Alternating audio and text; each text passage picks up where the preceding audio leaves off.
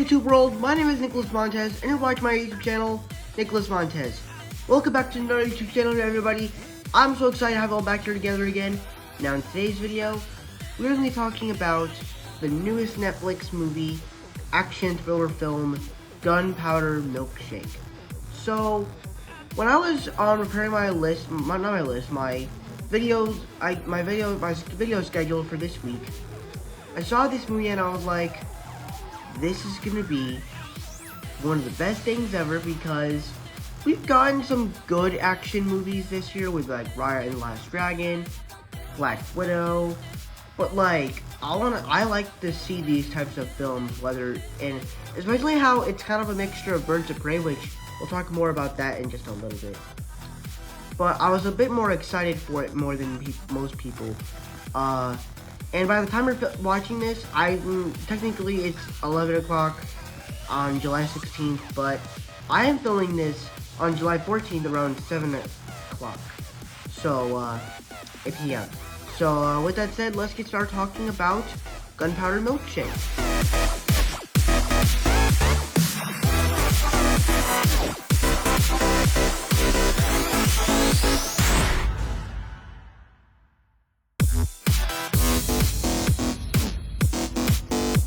So this is a movie that, as much as I was anticipating it, it definitely lived up.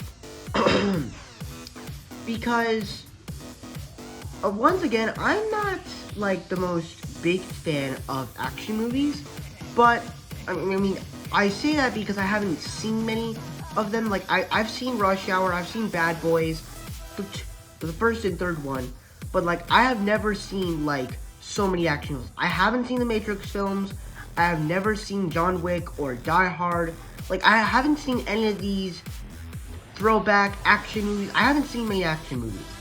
Now, you can kind of count the MCU as this, but, like, as a standalone action movies where you have people using different weapons, not, like, superheroes, that's what I'm talking about. Just, like, down-to-earth action movies. And this is one of those movies. And I think it does it in a very good way. First off, let's kind of talk about the mixture of all this. You basically get a mixture of Birds of Prey some people say it's like Kingsman, and some people say it's like this other thing that I forgot. But mostly, I just see Birds of Prey, and that's because of this group of girls right here. With Angela Bassett and Karen Gillan, all the Chloe Yao or something like that. All the actors in the movie just play their roles very nicely. Karen Gillan plays a very different role than I've seen her in movies. The films I've seen her in are like of course, the MCU films like she's been in, whether it's Guardians or the Avengers films, or as she played this adventurer in the Jumanji films. And I would say that of the movies that she's been in that I've seen, this is one of her most different films. Because she plays like a different character. I feel like she plays like a different character. Granted, on the action side, she does play that same sort of character as she did in Jumanji, but she's a lot more rated R-ish as she is in the action. So I thought her character was really portrayed well. Angela Bassett and Chloe Yao, I don't know if I'm getting her name right. All I know is that her last name is Yao. But those two people I thought were great, as long as the other woman that was in the library. And speaking of which, the little girl that was in My Spy, the one with Dave Bautista, I actually liked her because as she was in another action movie with Dave Bautista, we're actually seeing her kind of interact with actors that played in Guardians of the Galaxy, which was kind of cool. But also, we gotta talk about the thing that really is the main thing about this film, and that, of course, is the action sequences. All of them really are just fantastic. There's a little clever sequence where Karen Gillan's arms are like numb, and like she can't move them at all. And so the kid has to help her. She uses tape to tape a knife to her hands and a gun to her hand, and she has to defeat all these guys. And it's like, this is one of the most creative action sequences I've ever seen.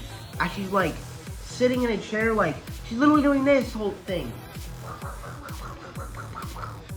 Like that is the awesomest thing that I ever did, that I've ever seen. And like, it was just so clever, and so creative and inventive. And then just the way the action is shot is so cool and visceral. I'm not sure which film is more violent, this one or Mortal Kombat. I'd probably go with this one just because the way the Earth action is. And also, the soundtrack to this film is actually pretty good. It has all these songs that I personally have never heard of, but the soundtrack is also good. But also, it also plays the music at the right time. Whenever it's coming to a very serious moment or a suspenseful moment, it plays suspenseful music. Whenever it's coming to a sad moment, it plays soft music. Like, it finds the right moment when to do the right music in the background. So I love that. So, that's really everything I liked about the movie. With that said, let's move on to the bad now.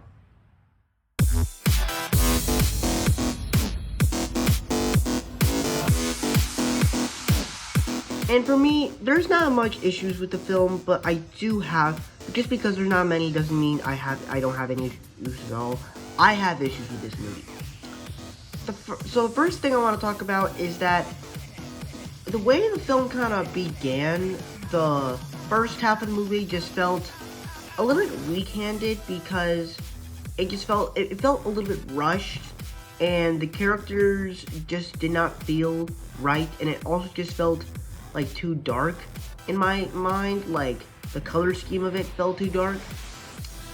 And then also there's this disturbing moment where the three guys that Karen Gillan's character fought in that like bowling alley, they are in the doctor's office grabbing the gas thing, and they're smoking like a stash of something. I'm not going to say because it's a drug thing. But it's kind of disturbing, and I don't know why they put that in the movie. Likewise, I just feel, going back to the beginning, I just feel like that we could have gotten, like, I just feel like that the characters, I just feel like that the way the movie opened, it was kind of rushed, and just the characters were not as good as the rest of the movie. But the characters in the movie just felt weird to me. So that's kind of why I hold it back a little bit, is because Karen Gillan's character it treats it like there's this big backstory that just happened, and it doesn't feel like that to me. But besides all of that, once Karen Gillan teams up with the kid from My Spy, it's a true blast. And that's what gets me going on the film, and that's why I love this movie. So I had a great time with this movie. So before I give my final score, be sure to tell me down below what were your thoughts on Gunpowder Milkshake. Did you guys love it? Did you guys hate it? Were you right there in between? Are you guys gonna be watching it for new Netflix movies this weekend? If you have nothing to watch and you're off from your job or something, or you're a kid and you want to watch this type of film right here, I definitely recommend it. So, now let's move on to my scores.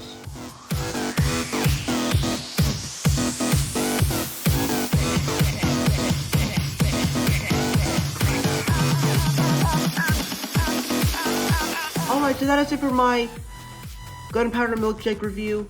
Thank you guys so much for watching. I hope you enjoyed. Don't forget to like, comment, and subscribe. My Instagram is Marvel6 and my TikTok name is MarvelFan. If you guys understand those names, head to my about section, check out all my social medias. Please go to my about section. Please, I want to get more followers on TikTok and Instagram. Please support me. I'm also on Letterboxd. It's the same as my Instagram, Marvel_6_, and I'll see you guys in the next video. Bye bye.